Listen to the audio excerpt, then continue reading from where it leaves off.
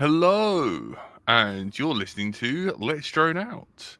Tonight we have a special guest with us, Supafly. We're hopefully covering the history of FPV, followed by some frames, maybe touching on a bit of tuning, hearing the other side.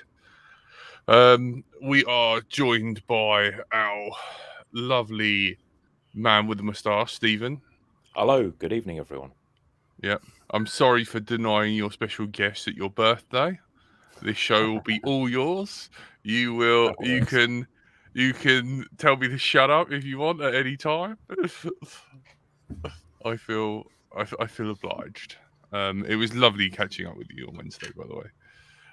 Yes. Everyone's favourite curry kitten. Hello. My buddy Cole.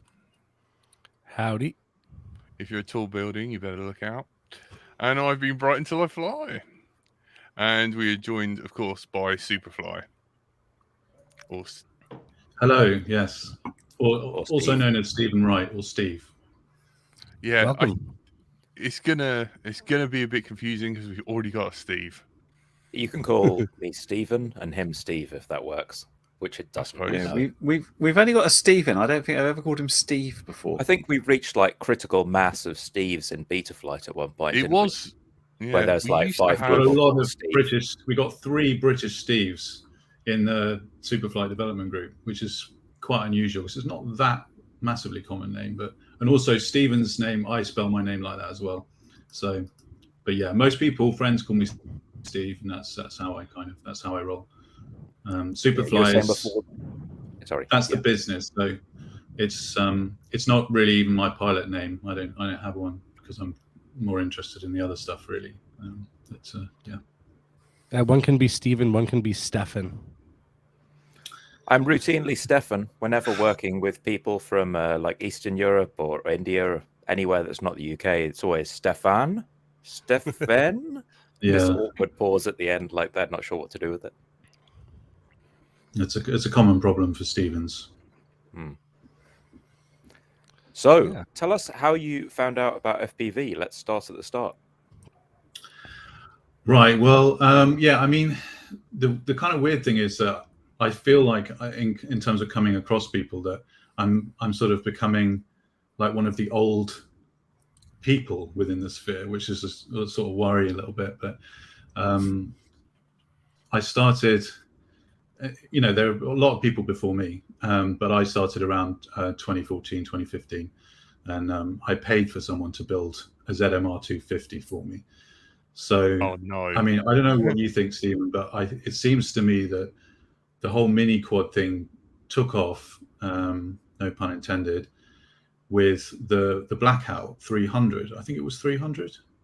Yeah. And that was what people called a mini quad. And like a 6-inch drop mini quad, because everything else was just gigantic before then. Yeah, I looked at those designs and I'm a bit blind to it. Like Jack and Curry, they were flying tricopters and much earlier stuff. I looked at the designs which had kind of car or plane motors with like bullet connectors for the motors, and where I was living at the time, I just went, no, I can't do that at all. This is terrible. So I went off into the weeds and like flew cheap Hubsan kit and other kind of budget brushed solutions for a couple of years until things got down to the point where I could build like a 3-inch quad, and then I started getting into it. Yeah. Well, I mean, it's quite easy to. Well, a lot of people haven't seen, just how difficult it was when we started, and that was one of the reasons why I decided to have a crack at it myself, was because it just seemed so insane. Like when I first built a ZMR, there was no camera mount, and the cameras were so different to each other. One of them had a board on the back, was just completely exposed PCB with the, it's like the pre-HS117, whatever. Sony 600 cams, weren't they? That's right. Yeah. But they didn't even have a case to start with. So people were literally like Oscar Liang, like he was there, quite early on as well, obviously, and he was just hot gluing them in and stuff like that. I mean, it was so primitive and difficult, really, to get going. And all the flat, this is exactly it. Difficult. Does this bring back any memories? Look Yeah, at that that's camera it. angle. No tilt.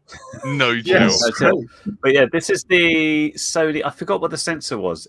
But this was a massive upgrade because this is a Sony CCD sensor, and before that, the CMOS sensors back in the day were awful. You got Yeah. super yellow. So when the CCD cameras came out, these board cameras, which were old security cameras, that was seen as a major step upwards. This is my ZMR 250. Yeah, I mean, I Complete had with that 4 miles of cable. Yeah, Is and it the sort true of you didn't need the tilt mushroom because- antenna, and the sort of the way the antenna is mounted. You build one, you get really excited, you take it out, you have one crash and it's broken, and it was really quite painful to start off with. Like, and not they weren't very powerful either. Is that why you didn't need camera tilt? Because you just build it, go out, fly it, take off, and crash before you ever got to fly forwards? Yeah. Yeah, this Well, this pretty thing much. flew on a 3S and the good old Gemfan 5030 I probs, made. which flex like that. And if you go into a dive, you have to think about 3 seconds before, oh, I need to pull up, and then you go full throttle, and then it slowly comes around like that. You had to think some time ahead when you were flying these, but they were still a major upgrade over what had come before. And there was something in the middle. I remember the Blackout as well, because like the ZMR was a clone of it. But somebody bought out something, and I'm trying to think of it, and I can't remember. It was RC Groups, and it's kind of like you could take the motors from the smaller DJI, the 330, and put it on this, and it was kind of an intermediate, much more acrobatic frame. And I can't remember, and that was before it went proper mini quad with the Blackout. I wonder what that was. I can't remember what that was. I'll see if I can find it. I remember it. Was it the Dead Cat kit or something? Meanwhile, while Curry tries to find dead RC Wasn't Groups that? threads from the turn of the century, let's Carry go on. back to Steve. So where were we? Somewhere around. Yeah, I ZMR? mean, I think when we discussed this, I was thinking, the interesting things is what were the frames that. I mean, it's a bit of a hackney phrase, but what were the game-changing frames? What were the frames that actually had a significant impact on the hobby? And I would say, I mean, the Blackout was the first mini quad frame, and that's when the whole term mini quad came, and you had people like Boris B flying them, and Metal Danny, cool guys like that.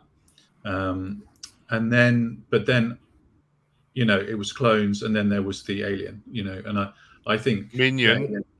the Alien by Impulse RC, yeah. So I mean, when Final Gliders turned up at the first race meet, and won with the Alien, and everyone was like, "What's that frame? What's that frame?" And I would say that the majority of the frames where we are now have been influenced by the Alien, and I think Impulse RC deserve a lot of credit for that. I mean, obviously, I'm a freestyler, so I view that as a kind of seminal frame. But it was Warp Quad who made that, though. Really? Yeah. I mean, he wasn't the designer, but I thought it was a guy called Soma who designed it. Yeah, that was Warp Quad, wasn't it? Right. I think. I can't remember. I'd have to, because that was the That's the initial. Alien. Yeah, initial Oh, X. yeah, nice one. Yeah, because prior to that, I mean, the arm configuration on the ZMR 250 was absurd. I mean, you use 4 screws for each arm, and they didn't connect. It was almost like an H configuration. And the Alien, was the first to come out, which had, so as an X, it was completely buttered up. And now they're coming up with slightly alternatives.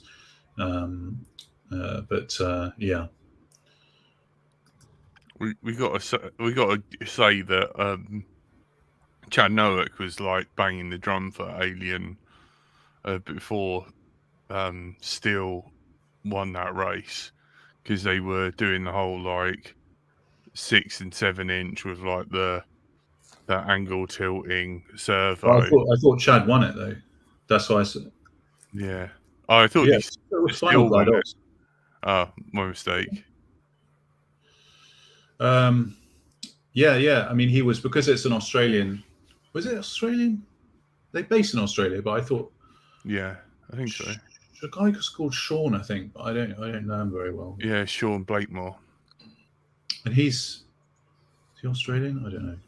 Yeah. Yeah. What else?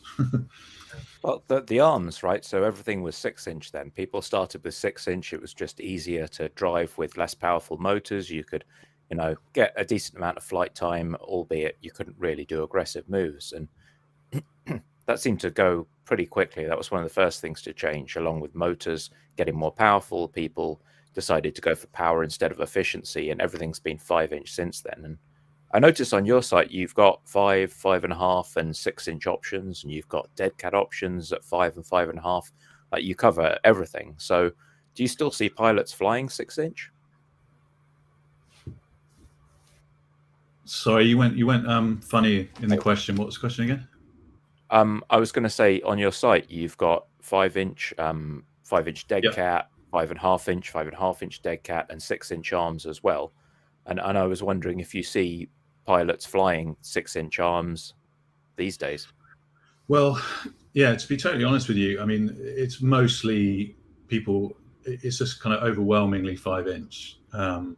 And I was last year just kind of basically only sticking to 5 at that point, because yeah, I mean, it was pretty rare. I mean, it's pretty rare people would go 6-inch and 7-inch. We're talking about maybe 5%. But yeah, the 5.5-inch thing, I think, because the Hero cameras have become heavier.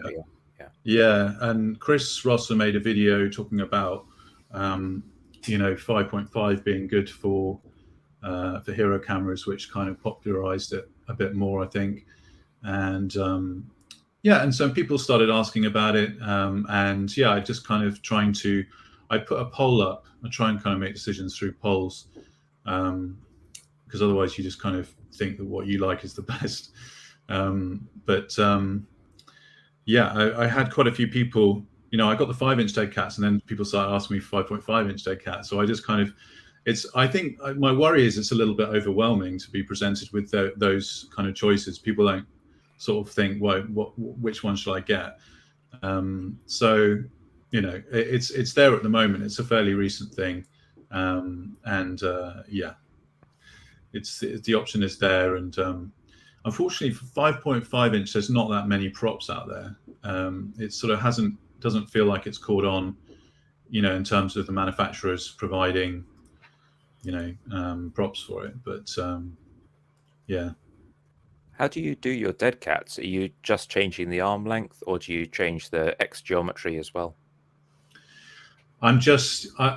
Yeah, I mean, you have to check. No, I'm not just elongating the arms. You have to position, a motor a certain way, and then you automatically get, because of where you're putting them, you're pulling the front motors kind of rearward, and then you obviously have to then move the rear ones, and it ends up looking like a dead cat. But yeah, I mean, it actually had a bit of a bad reputation, dead cat, but it flies. The feedback I'm getting on them is pretty good. And really, for people who are just wanting to do kind of cruising cinematic video, which is the reason why you use it, because it's just making sure that props are completely out of view, especially for 03 users as well. DJI 03 who just want to make sure they've got 0 prop in the view. They're spot on. So yeah, I should have mentioned that. Yeah, for 03 users, they people want no prop in view. So yeah, just the options are there.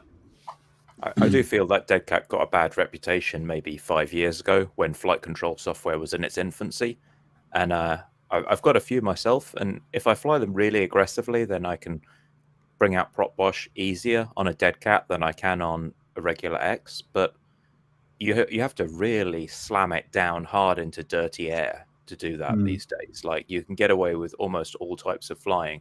I mean, I'm talking like doing like aggressive split S turns and then just going from 0 throttle to slam full throttle, and you can get a little bit of a wobble. Whereas maybe like a more robust freestyle X frame would just be like still dead, and it would just be nice and smooth doing that. But you can fly around that so easily with the dead cat. I think the reputation's ill-deserved.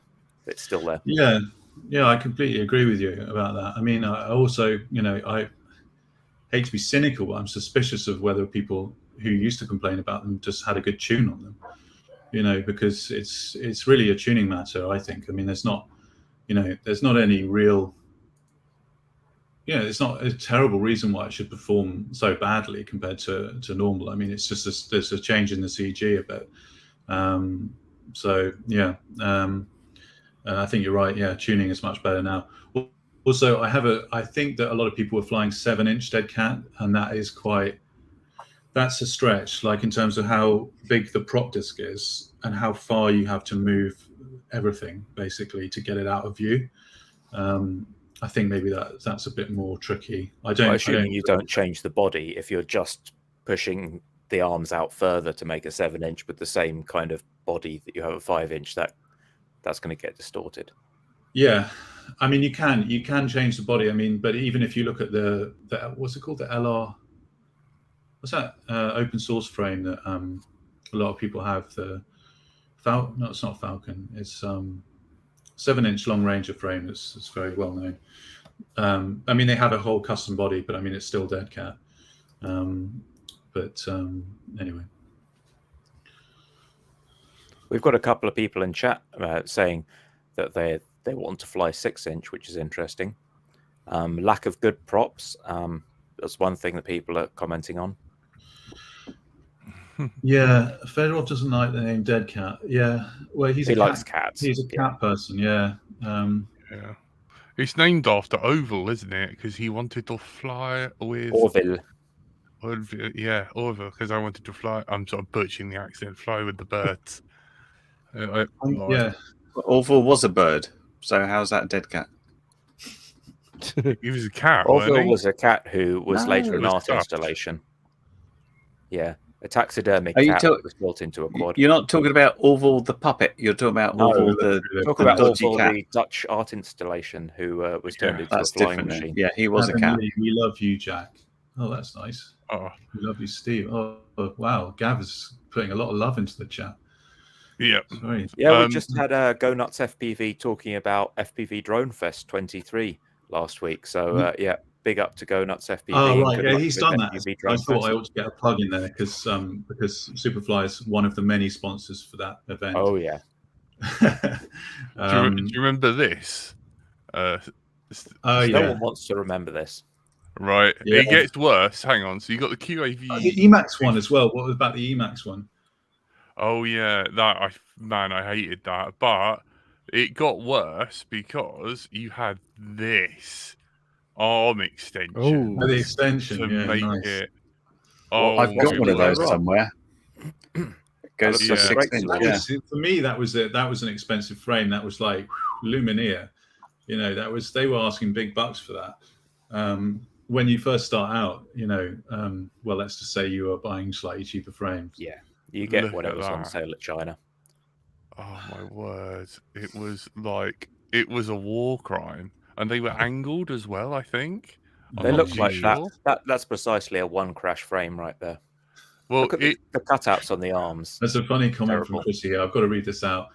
Chrissy's saying, "What's a cat got to do with it?" Ha ha ha. And then Crank says, "That's literally where the name came from." That's funny. Yep. There was, for those who haven't realised, there was an art installation. Someone who turned taxidermied animals into RC cars and aircraft, and there was a cat who got in the press for being turned into a quadcopter. Yeah. I mean, about if I was a cat 2014. lover, I'd be offended by that, but I found it funny. I'm a cat lover as well, but I think my cats can stand up for themselves. They're all claws. yeah. As long as he died of natural causes and wasn't just short steps into. I think that guy got a lot of grief for that. Yeah, I It is bet a you a lot bit of weird. activists were like, "Hey, man, we love cats. What are you doing?" I think he did like a mouse as well, didn't he? He had all sorts of Yeah, animals. rat. A rat, yeah. He's not Yeah. treating his old friend with much dignity. Yeah, I could definitely see that I being think it's what a cat would want, controversial. you know? Yeah, to go and scare the bejesus out of pigeons in the afterlife. Like, you know, I was a big fat cat and I never caught a pigeon. Well, now I'm going to terrify them. Absolutely terrify them. Yeah, Yeah, slightly poor taste, I guess. Yeah, hard to Oh, say what very, a very passed away disrespectful. cat Oh, would dear. want to do. Poor cat. Yeah. Oh Yeah. dear. We're going to get Maybe cancelled for that. when his owner dies, we should taxidermy him Yeah, into one yeah. a really big quad Mm. that we can Maybe turn ride. them into a bus or something. Yeah. Oh, Cole's Yeah, just it's- adjusting his cat. It's not Anywho. tempting. And then we can say something like, "It's what he would have wanted." I don't think Is I it want to be Tabasco? remembered in that way. You don't want to like be kind of, you know, turned into like a leather suit and flown around once you pass away. You don't think that would be respectful? It's getting a bit Silence of the Lambs, isn't it? It is, So back to Anyhow, this week's Frank. topic. So yeah, we Yeah, were just just talking get about me the ranting blackout about H something. frame and how the alien kind of changed it all basically and gave people a blueprint for not just a frame that flew, but a frame that could crash, which is fundamental to freestyle, right? A frame you can crash more than once. Yeah, exactly. I mean, it was tough. It had 4mm thick arms. Whoa, 4mm. That was quite thick at the time. The ZMR, I think, came out with 3mm thick arms. And I remember when, what's that? Is that a reverb? Oh, this is Alien. Oh, that's Alien, yeah. Yeah. I remember there was some aftermarket arms you could get for the ZMR, which were 4mm thick, and I was like, whoa, this is way over the top. And it's just like everything, really. KV's gone up, carbon fiber thickness has gone up. And I remember Chad Nowak, who was like complaining about how the hobby hadn't moved forward, and it was just the same. Well, this is a while ago, but I mean, he was, you know, he sort of stopped enjoying it. Let's put it that way. But I think it's improved a lot. You know, I think that the biggest improvement for me is the flight firmware, massive improvement. I mean, when I was flying the ZMR 250, it wasn't good. You know, in terms of it was just very basic, and I guess the tuning information and the tuning advice was poor. You know, it just wasn't that great. And it was Joshua Bardwell at the time who was making videos, tech videos, which he doesn't tend to do so much nowadays. But yeah. So you supply tuning for all kind of major firmwares, past and present, on your site, right? Yes. I mean,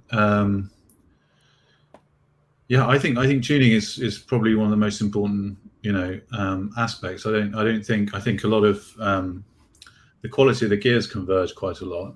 I mean, I'm not saying buy cheap motors, because I think there is a point to buying decent motors and stuff, but you know, people, I think it's easy to get obsessed by gear and kind of new hype and stuff like that, but the tuning is, you know, it's what makes the whole build. You know, it pulls everything together. And yeah, I mean, you know, when Supafly, when I first started it, it was quite obvious that, you know, the Chinese designs were going to improve over time. You know, I had to, you know, you had to offer something else, and so I decided to put my head into tuning and understanding how the whole flight control firmware works. So really yeah, improves the customer experience, right? It's like more of an end-to-end product. Then you don't just kind of get something in the mail and that's it. Yeah, I hope so. I mean, the feedback I get is good, and you know, there's a lot of good pilots. Like, you know, I've got some sponsored pilots now. So I've got Holt Backheath, who's a really sick pilot. I've got a whole, they're on the website, and I'm kind of building up a team. And they, a lot of people know their way around the flight controller, but there is, I would say that if you're kind of really geeking out on it and really going into the details, you're usually going to kind of generate a deeper understanding than the guys who are really good at flying. Not always, but I think that's a good thing, because it's just adds value and kind of it's I love to make them fly really well. It's very satisfying. Yeah, it does seem like it's a bit of a dark art, though, right? The tuning side of it. It's for a lot of people, unless they really dive in and try to get there. Like for me, I've only been flying for less than 2 years now, but had some pretty bad crashes last summer. Had to rebuild, get new motors, and things just didn't, they didn't fly the same afterwards. So I had to dive down a deep path, and it was very trying, to say the least, because I don't know what these numbers are going to do and these numbers are going to do. I'm trying to see what they do and the balance and whatnot. But How long have you been flying for? I'd only been flying for about maybe around a year or so. Yeah. I mean, it is, people in this community, I don't think people often admit it, but it is actually really difficult. Yeah. I mean, tuning and really understanding how the PID controller works in the system that we're using is hard. And I mean, without sounding like a dickhead, but most people don't really understand it, and that's why when people post something on Facebook, you'll get answers that are just all over the place, because it is it's genuinely difficult, and there's no shame in, I think, admitting that. And I think that the preset system that we've got in Betaflight is really good.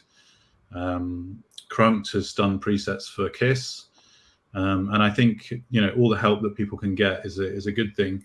And people,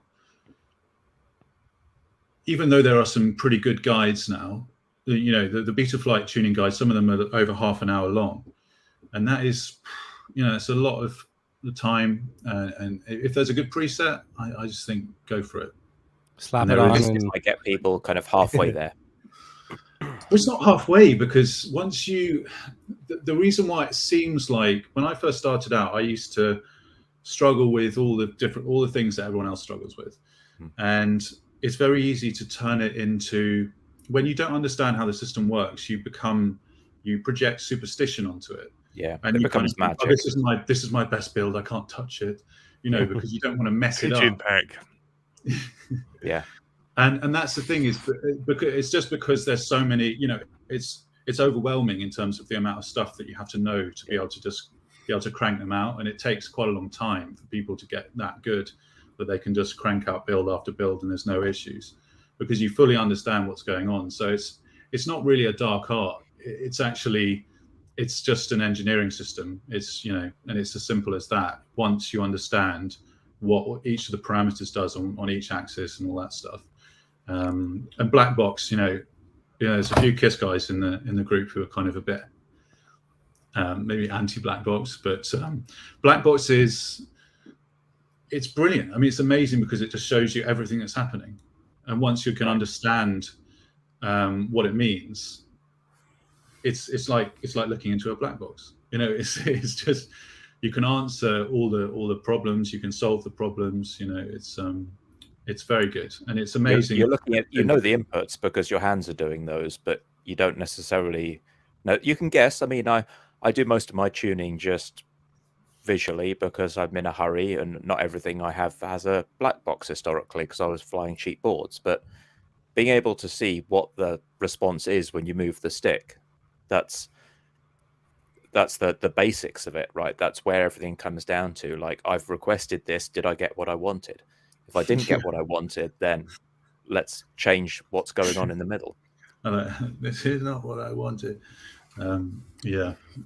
I mean, I came from I come from a background using camera gimbals and whatnot, where you have to, tune the different axes and whatnot. Obviously, it's a little more simple, I feel, than PIDs for a quad, but I mean, even that it takes a lot of fiddling around to and a lot of just seeing what works, right? Because I mean, I guess the logs are really good because you get a visual and a full out data sort of set on it. But I guess the camera gimbal side of things is a bit more like, how does it react? Okay, I mean, I guess you can kind of apply that to quads too, though, right? So yeah, I mean, I guess it's a little bit more, it's you can, I guess with a gimbal, you've got it in your hands and you can just kind of do it a bit easier. But yeah, it's the same. I think it's probably the same. I mean, how many axes have you got on the gimbal as well? 3 axis.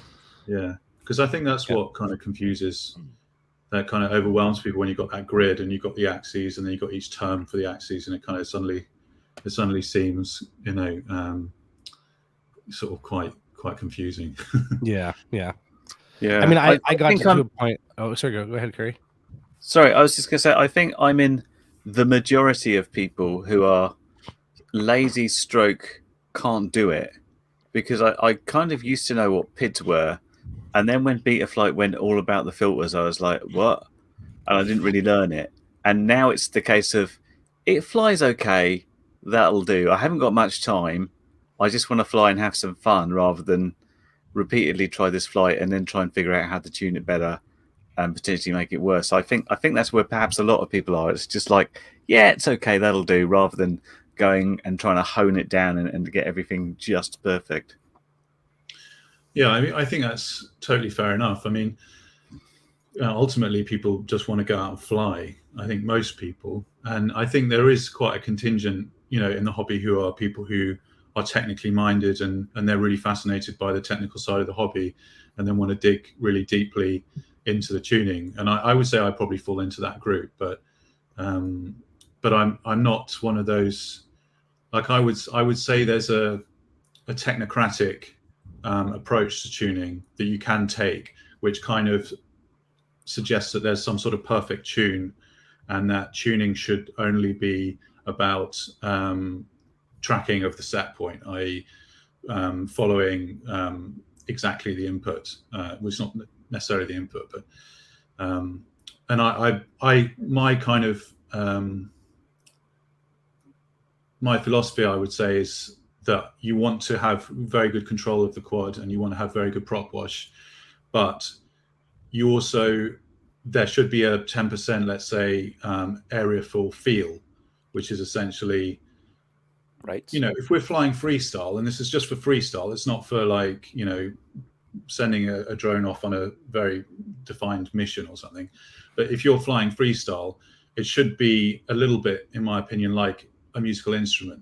You should be kind of just throwing it around, whether you're making video or something, and you like the way that it moves when you make an input and you see the input through the goggles. It feels good. And I think that, tweaking the parameters, there's a lot of room for that. So I'm kind of a supporter of that approach, and some people liking it this way, some people liking it that way. And I aim to set it up in a way that I like, and then I share that with the customers. And also there is a preset for everyone as well. So. There's also don't get me wrong. I absolutely love the idea of doing it. It's just a case of like, I can't do it, and I don't want to have to spend time on it. But yeah, I can certainly respect a properly tuned quad, and you can certainly tell the difference, something that has been properly worked on versus it's okay. And you get a nicer feel from it. But it's just for, I think a lot of people like me, there's a, as I said, there's a sort of a mix of laziness and can't do it because I'm just busy wanting to fly. But yeah, I wish I could. I wish I had somebody next to me here say, tune that and give it back to me and make it work. That's kind of what's interesting when I looked at your frames. It's like, yes, you get a tune from me, which I think is very cool, because it's just like, this will work on this. I've checked it. Yeah, checked. Yeah, it's definitely checked. I mean, I sort of waste it. I shouldn't say waste, but I spend a ridiculous amount of time obsessing about how I want to tune it and kind of tweaking filters and stuff like that. But Yeah, but there is a 5-inch preset for Betaflight for everyone. It's 3 to 4 inch, 5-inch, 6-inch, and 7-inch Superfly tunes in the Betaflight configurator.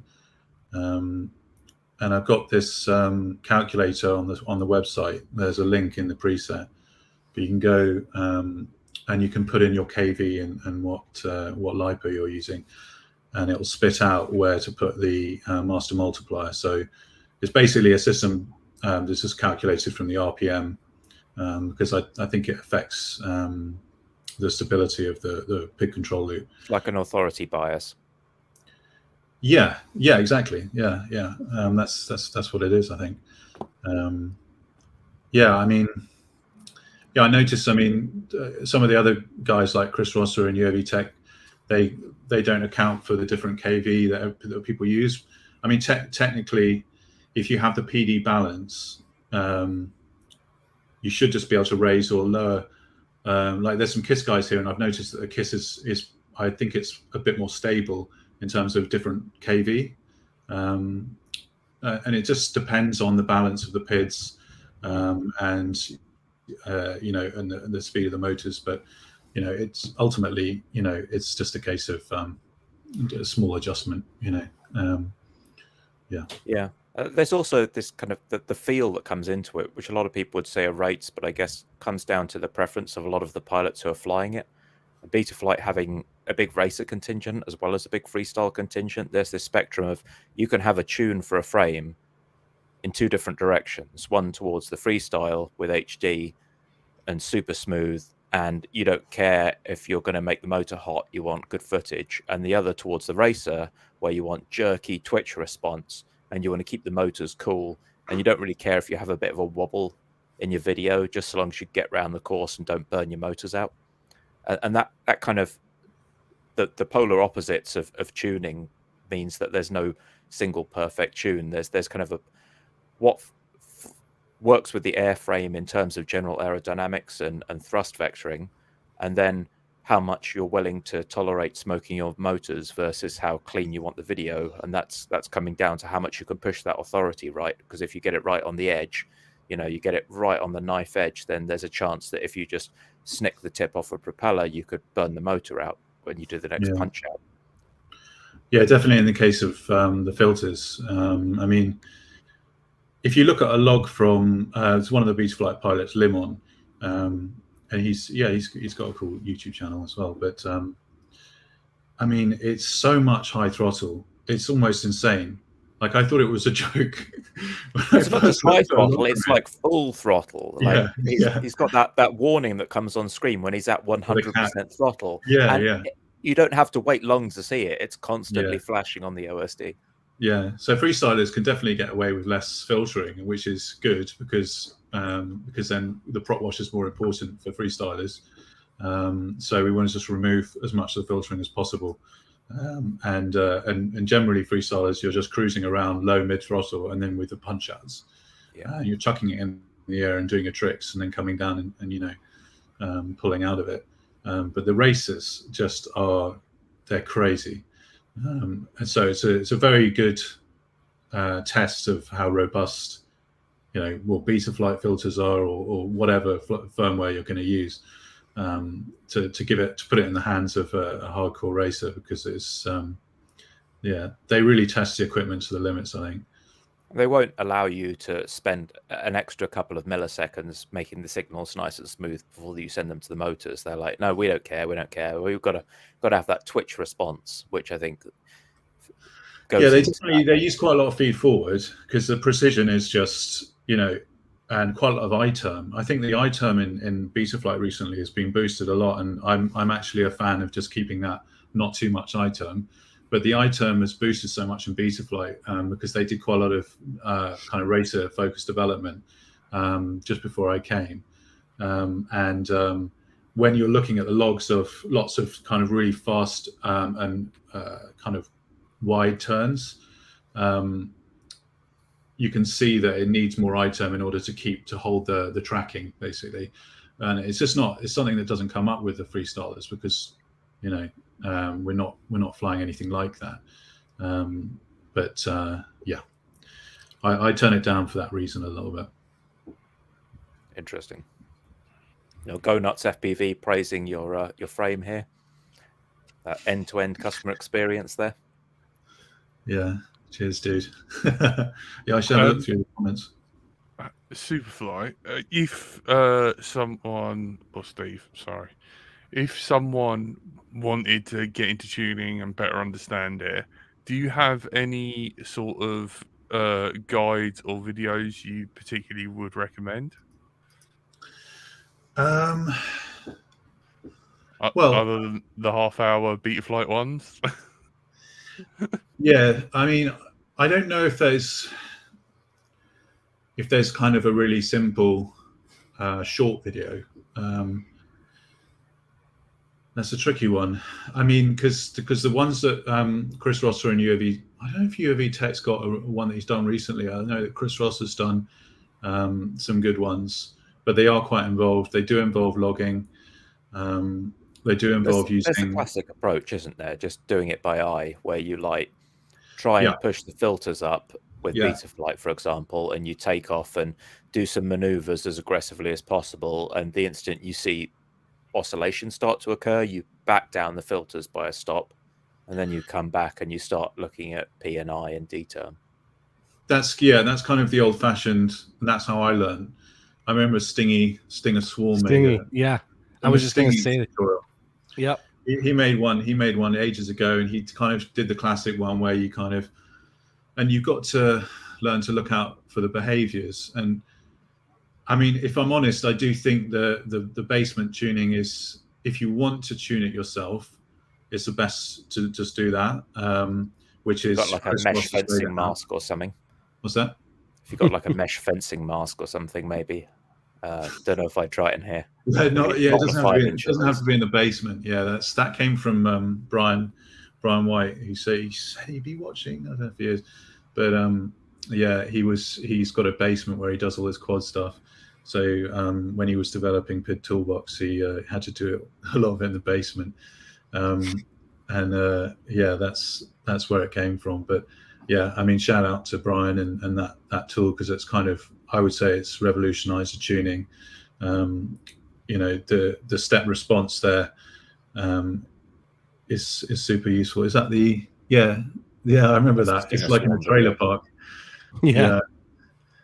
I mean, I know it's obviously easy for me to say this, but I just wish people would just use my tune. I mean, just use my tune in the configurator. Yeah. Because it's with the calculator, it's just it's so much easier, and then you can go and fly.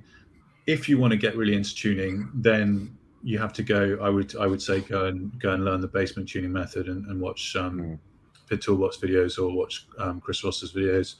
You know, there are some things I would say, Stephen, I don't know if you agree, but you know, there's a bunch of people who obviously contribute to Betaflight, but it's far from kind of a monolith of thought. You know, everyone's got slightly different opinions about things, and you know, there's racers and freestylers, and there's people on the extremes of each of those. Definitely, there's a spectrum there. Exactly, there's quite a big spectrum, and everyone does things slightly differently. And there's a few things that I would do slightly differently on the basement tuning, but you know, fundamentally, it covers a lot. Yeah, so that's the best way, I would say, to a long answer. Presets are great, but I think a lot of the guys here may be flying. I know Jack and Cole, yourself, you obviously make 5-inch frames. These other guys fly them, but I started out building silly little micros and things that are not quite 5 inches, you know, and for that, there was no advice, and maybe there's a few presets now. Historically, there was almost 0 presets, and so I had to kind of figure it out and just rule of thumb it, which was generally I was finding the smaller and lighter my builds were, the more overall PID gain I would need, so that the more I'd have to increase the ratios of PIDs, because they were, I guess, lower authority. That's why people fly 5-inch, that it's that sweet spot of power and weight. You're minimizing having to carry around the flight controller and ESC and VTX and camera. That weight is kind of invisible. You've got a decent sized motor, a good disc area for the props, and everything kind of is optimal. Yeah, You sweet. haven't yet So just introduced a lot fly of 5-inch. vibration. Yeah, but if you can't fly a 5-inch because you're next to like a crowded park and you want to fly like a little 2-inch whoop, you've got to kind of scratch your head and think, well, what's happening here? People say I should only have like I at this rate, but I need it twice that. And I've got some builds where I'm flying like a 2S 2-inch ultralight, and I've literally got that PID multiplier at 200%, and it's just maxed out. And then I had to add like thrust linear to give it a little more oomph as well. So yeah, sometimes I haven't been buying those. You've probably been, Stephen. Sorry to cut in. You've probably been buying them more than I have, but or perhaps you got some from the past. But I was hoping that the tuning out of the factory. Hello. Oh, because if you receive one of those and it's just in defaults, you'd be in trouble. Sorry, we lost you for a second there. I heard out of the factory, and then I think someone may have switched on a microwave.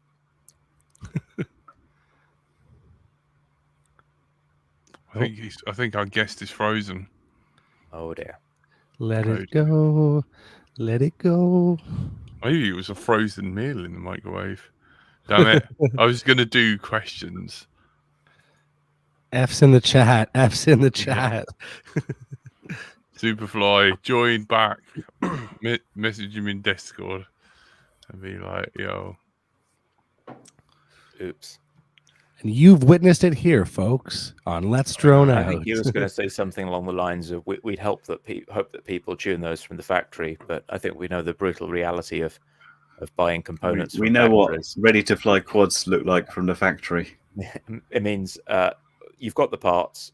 They've been notionally placed in an airframe, but nothing much more has happened. Not necessarily wired together in the right way. They're just there.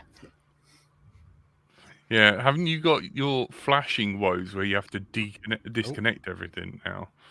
It's like, hello again.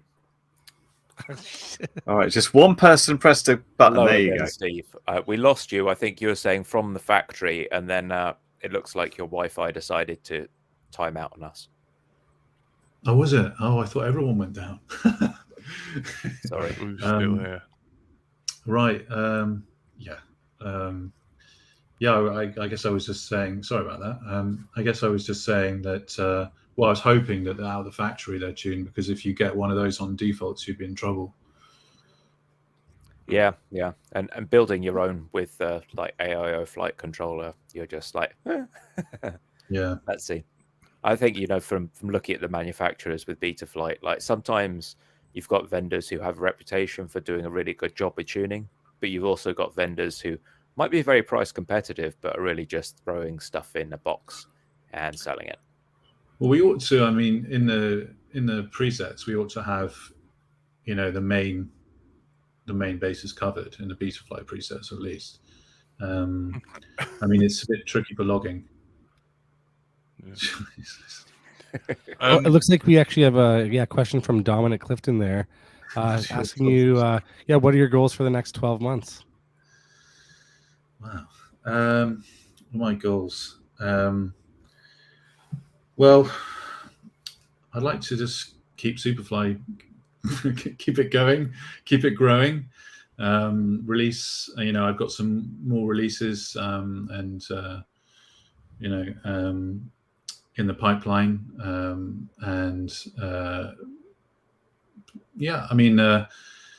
That's it. I'm not very good at answering that question, I don't think. Wait and see. Right. Watch this space. Watch this space. We've roughly got 10 minutes. We're going to try and get through a load of questions. Are you ready, Steve? Oh, yeah, Sonic, yeah. Yeah, Sonic Tonic asks, when do we get to see more Supafly freestyle videos? I mean, I haven't posted one on YouTube. It's really, really old now. I mean, I've been hoping to get out and about a bit more this year. I'm kind of battling a health issue. Some people who know me know I've had chronic fatigue for quite a long time. So that slightly restricts me from kind of going to the best spots. I hope to get out more and meet some of the pilots this year. So yeah, hopefully some cool spots, because I do most of my testing literally in a field, and I'm kind of a real test nerd. So I actually get a lot of pleasure just through going out and just testing, and I've got a pretty kind of not janky setup, but like I'm still, again, people know this, some people know this about me, but I still use these kind of crappy box goggles and analog Box and goggles. Yeah. Wow. Analog. Yes. I mean, I'd We accept trust this analog. man Yes, to but choose. box goggles. What's that? What's your box goggle of choice then? It's a modified Eoshine EV800. So yeah, It works. I mean, I Say have it, got it like, works. Can everyone in the chat please go and buy this guy's frames? Like, he needs some new goggles. No, Well, the look, funny you thing is laugh. got DJI. I've got DJI and I've got Walk Snail, but I just I just haven't got round to fully integrating it into my daily workflow. And the reality is, for me, is that I get the enjoyment of FPV just through analog anyway. So it's so when I put these on, it's nice, but it's just like it's the same thing but just with a clearer picture. Yeah. I'm still doing flips. I'm still experiencing the out-of-body experience through the analog. And if you haven't got tons of interference near you, then probably works just great. Well, I don't. Yeah, because I'm not. Yeah. This is going to be the problem. So when I go to Drone Fest, I've kind of had a talk with myself. Look, Steve, you've really got to wean yourself off these box goggles because you can't turn up to Drone Fest using them. But you can, but you might not be seeing your camera. I won't see anything. Yeah. So I've got to move on. You get used to a certain field of view. You get used to, certain cameras and stuff. And yeah, they're just like a comfortable old pair of shoes. They fit your head perfectly. But the O3 has a field of view I think I can live with. The Vista used to have so much distortion when you roll. So when you come back, it looks like the Earth is like a bouncy ball. That view, and I hate that. Yeah. I would just get terrified when I did anything around trees, because I seem to have got this knack of, like, I put the power to a sensible value, run 50 megabit mode, and use the Nebula Pro camera, and I can make DJI just turn into a mosaic the instant I fly anything with lots of leaves on the trees. And I was doing a punch out recently, had this 10S 5-inch that I flew on beta flight with DJI VTX, and I punched out above the canopy and it looked great, and then I went to dive down into the canopy, and like halfway through the dive the picture just turned into a series of large green squares and brown squares. And it was utterly terrifying, and that seems to happen more often than I would like on DJI. Not yet on Walk Snail, but with DJI that was terrifying. You need to crank up the power and make sure you fully irradiate that tree. I mean, the power was high enough, I'll say that. I showed you the video I did on Walk Snail, and it was much the same thing. I was flying in a corridor where there's grass there and there's lots of leaf trees, and it's like Walk Snail just decided in its compression to say, yeah, it's all just green, and just like flat shaded the entire thing. It's like, okay, so we're not getting details, we're just getting smudge. There's a smudge of green. That's going to be the background. And then the latency went out to like 300 milliseconds or something, and it got a bit scary. That was fun. Are you still rocking analog then, Curry Kitten? No, I'm working on Walk Snail at the moment. It's good when it's good. I flew around some trees today, and that was not today, yesterday, and that was really nice actually. It's like you could see it a bit more, and then I fool myself into thinking this isn't that much better than analog. And then I go back to analog in the same site and say, "Oh, this is like looking for a potato. This is much worse." But you can get used to things, and you can have the same amount of fun depending where you are. You just got to sort of there's something kind of adjust. Yeah, there's something I like about analog, and I think I've probably got it from. Yeah, that's a splodge. I've got a question from Ryan. How has a new Supafly impacted tuning accessibility for newer pilots? Has it crippled deep dive tuning, or has it ruined any? No, I think there's still quite a lot of people who actually want to go into the deep dive tuning. I don't know if Stephen, if you notice this, but there's still quite a lot of people, because I have people turning up on my Discord server who are doing it and then struggling, and I have to sort of say to them, please Why are just you doing this? please just use my tune.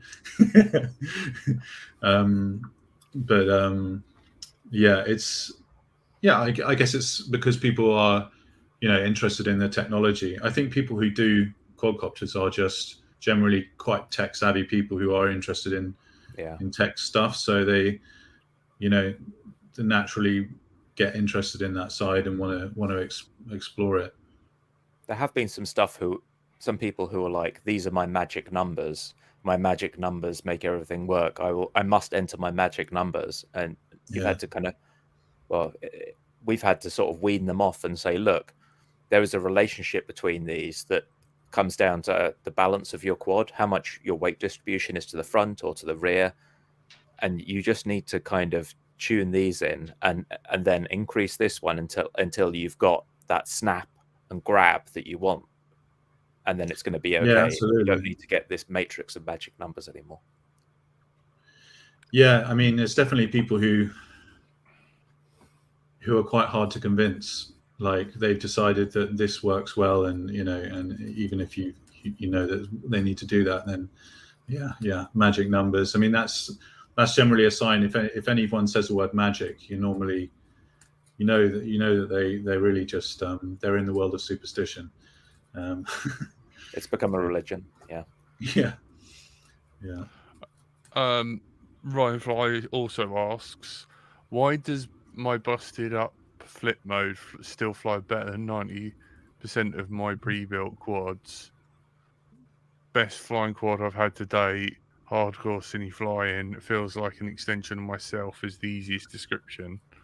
Does a worn out frame soften things up? And no, I think he's just buttering me up, to be honest. Fair enough. It's a nice comment though, Ryan. He's a great guy, Ryan. He's but yeah, I mean, it does fly well. I will say that. The flip mode with a good tuning, it's spot on. Sonic Tonic also asks, when do we get the Supafly Sonic Tronic frame? I mean, I can put that on the list. I've got like I am sponsoring people now, and I used to have a bit of a cynical view about sponsorship, but I am doing it now, and I'm really happy with there's great guys who are part of the Supafly team, and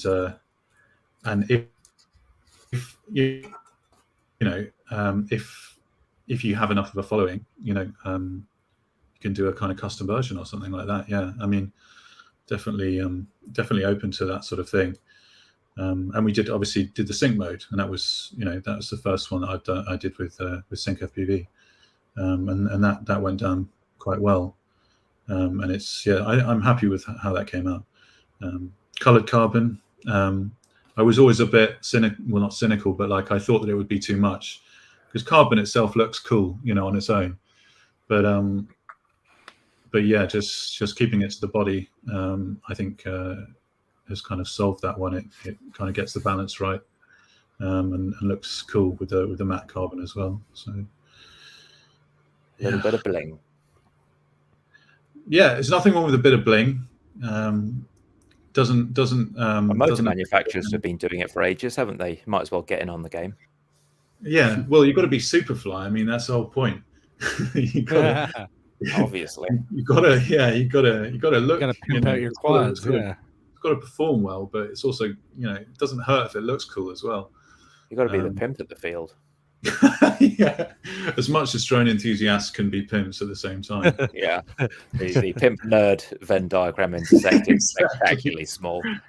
There's a question there for you, Stephen. There's one about 10s 5-inch. So a while ago, I decided to buy something random that I saw on a forum for a firmware that I don't really fly, and I kept it around for a while, thinking, what am I going to do with this? Can I be bothered to go in and use this application that I wasn't really interested in?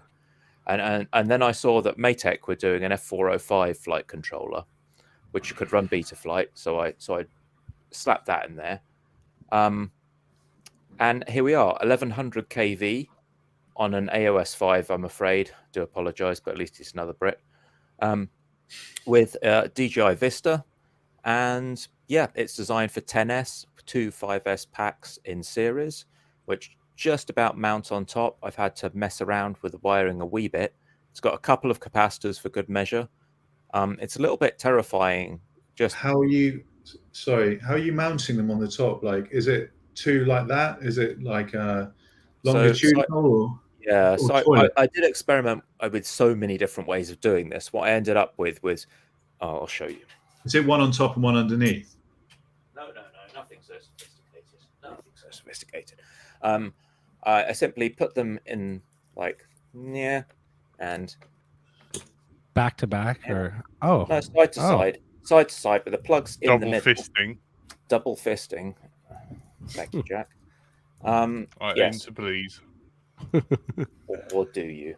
Right, there we are. So something like that. As my video decided to crap out me. Great timing video, thank you. Oh, That's yes. wonderful. too much double fisting. Linux drivers. No, What drivers? it's the AMD drivers, unfortunately. The Oh. USB is always a bit Team tricky. Red. How many, Stephen? How many MAR are those lipos? So two 700 MAR 5S. So 700 MAR of 10S, basically. Let me see if I can get this camera back. That's kind of nuts. There we are. So there you are. And then I've got an adapter that takes two XT30s, because they only need to be XT30s on a 700 MAR pack, and puts those into a single XT60. And then I've got a big long XT60 lead, because it's 12 gauge, but it doesn't matter too much because I'm only dealing with 700 MAR packs, so the current isn't that much. And then that reaches over the top. It's not the best, and it wouldn't deal with hardcore bashing at all. CG's looking quite rear heavy there. Yeah, that's because I haven't actually pushed them in properly to the. They should be. Okay, can you get it? Yeah. And how's it fly? The fly position is more like that.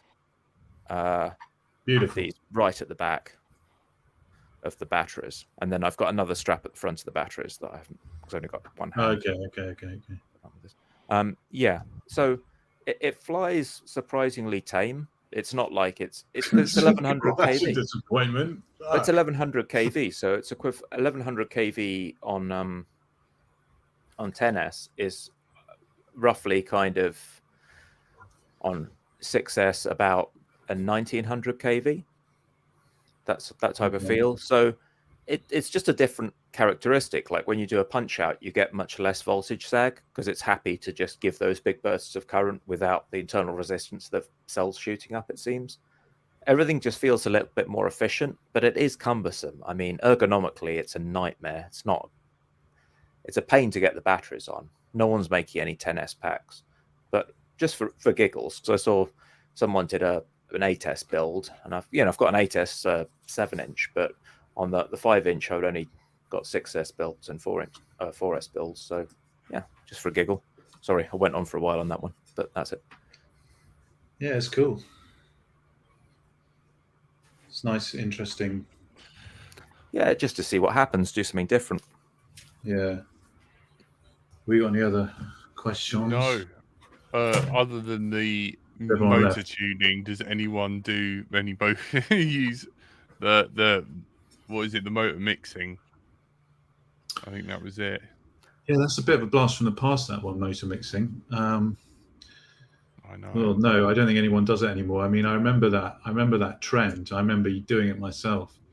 I think people used to insist you needed a different mix for dead cats and things, didn't they? But you're a different geometry. You need to change your motor mixing.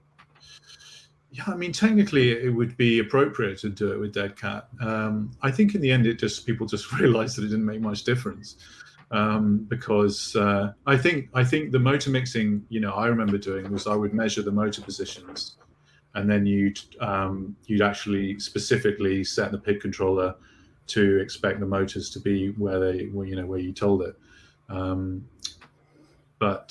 Yeah, I mean, it just fizzled out that craze. I mean, there's been a lot of. Do you remember angled motor mounts? I think Jack does. They were pretty rubbish. Before people figured out that they could tilt, was that to not tilt cameras? That was the Also, general idea. they flew weirdly as well, because the motors weren't on the right plane. Yeah, that's gone. I know. And do you remember mounting one motor at the rear to push you along? Do you remember that? Like boom copter? I remember someone doing it. To be honest with you, I mean, I'm quite not conservative, maybe traditionalist. You know, when I started designing frames, I kind of thought, right, you know, I'm going to really seriously think about some super cool way to design a frame that no one's done before. And I spent a bit of time looking around, you know, what other people had done. And I just came to the conclusion that actually where we were at that point was actually probably the best place to be. And that, you know, that actually trying, I mean, I've seen people try and do kind of have crazy ideas, but they always flopped. And, you know, I think something that's not very commonly said, but we're actually, I think, very lucky to have access to carbon fiber, so the materials that we use for frames and the off-the-shelf parts that we can use to build them with. You know, I wouldn't have ended up designing frames if there wasn't that availability, because if you were to hire to get a professional company to try and design a drone frame, it's really expensive. But the fact that we've got access to carbon fiber, which is such a tough material, we've got the standoffs, we've got screws off the shelf, you can come up with designs that perform. There's like a major, what's the word, punch. You get a lot of bang for your buck, basically. With like a force multiplier. You've got access to these technologies that let you punch above your weight, being a small manufacturer. The hobby, yeah, I think the performance that we get in the hobby punches way above its weight. And if you put like a high-end design company onto designing a freestyle mini quad, I'm skeptical about whether or not they'd come up with anything better than what we've got now. You might find something looking a bit flashy, but not necessarily performing much better or being much more usable than what we have right now. I bet you anything that would look flashier, and then it would be taken out into the bandos and stuff, and it would just get smashed. Yeah. You know, because they would try and make it look consumer, kind of look cool. Maybe you could do something with it, improve the aero. That's maybe something that an area that people could work with. But otherwise, you know, the durability of these frames now and what people do with them is just insane. And the performance they've got is impressive. You know, it always impresses everyone when you do a punch out, you know, whatever. So, yeah, I mean. Yeah, for the sake of 2 or 3% gains, it's just not worth it. Yeah, if there are the gains there. I mean, I'm not even convinced that they're. Well, you'd probably end up in a world where you need to buy a new set of screwdrivers because they'd use some special bit that didn't work with anyone else's screws. Maybe molded carbon. That's something that you could maybe do. And someone tried to do that in South Korea or Japan. They were doing molded carbon frames, race frames. Do you remember them? They were like a sort of bubble. Yeah. With like there the were sort a few of them. And I know Formula One uses obviously has quite a lot of carbon fiber technology, and they're wrapping it, and you could maybe do something with molded carbon. But you've got the raggy frames and fossil stuff made out of milk cartons. That's a classic, yeah. That was a massive frame, the Fossil Gravity. Do you remember that? Yeah, man. Martin Rye's a massive help to the show in our early days, helped us get established, as well as some other people. Thursday Night Show, Greg from Menace, iDrone, like all those old names. First Person View, Radio C. Dominic Clifton asked Superfly, what's your favourite flight controller and why? Quickly, and then we got to go. Loaded question. Kiss Ultra. It's the best. So the SB Racing board. SPF3. Yeah, I mean, I've flown one of. I had a Lightning, which I think he had a hand in designing. I like the look. I like the SP Racing flight controllers. He's a good designer. Dominic. There's a lot of Fox Ear on your shop. I noticed that. There is. I currently am stocking the Fox Ear. I really like. I think Fox Ear do a great job. I mean, we've just spent. I mean, in the Betaflight group, we've spent about a year talking to brands and trying different stuff and trying to be able to give a steer basically to people because of the difficulties with the gyro and the chip shortages and stuff. The QC on the flight controllers went downhill. Yeah, Foxier. I used to be a big fan of T-Motor. I think maybe I've heard some feedback's not so great recently. It's Well, a lot of Nice, Japanese Acon is one of my favorite brands as well. box goggles. What's that? Your Nace 32 to go along with your box goggles. Yeah, that is. Yeah. I mean, you can take the piss out of my box goggles if you like, but you know, I like the box goggles. they get a great view. I got a big ass view there. It's beautiful. Yeah.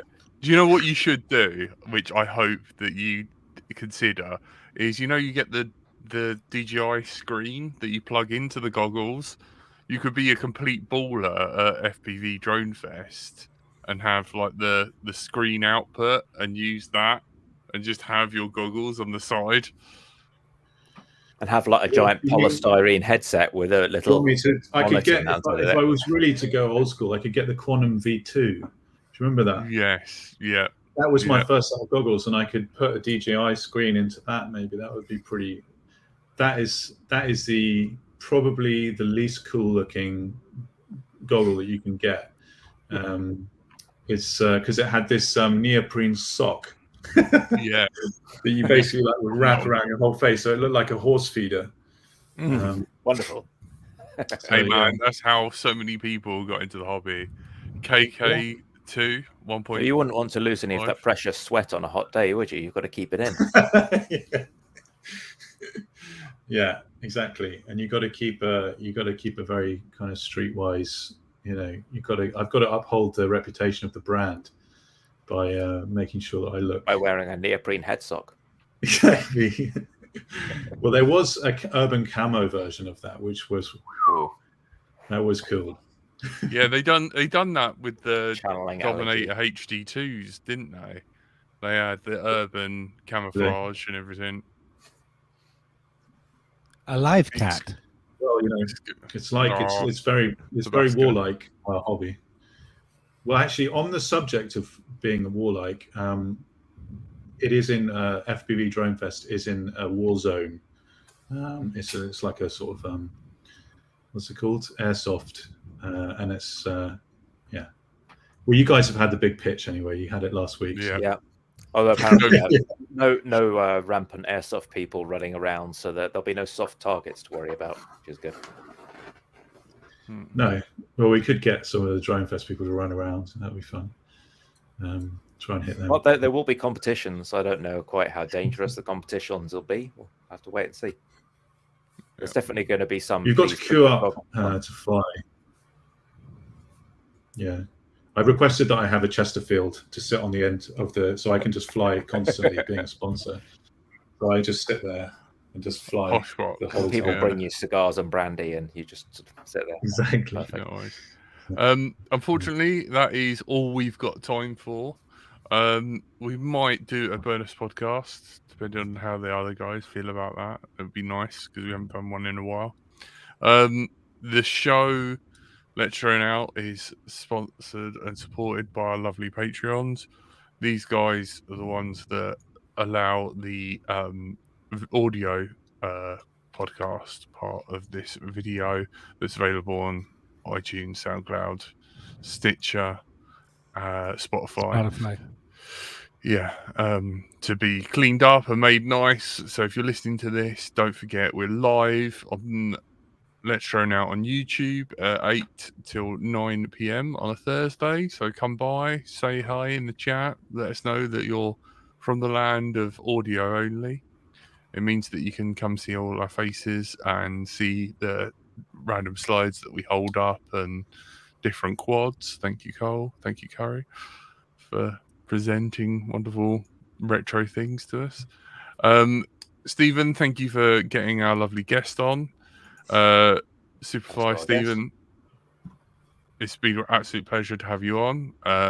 You're always welcome on the show. Thanks for having me.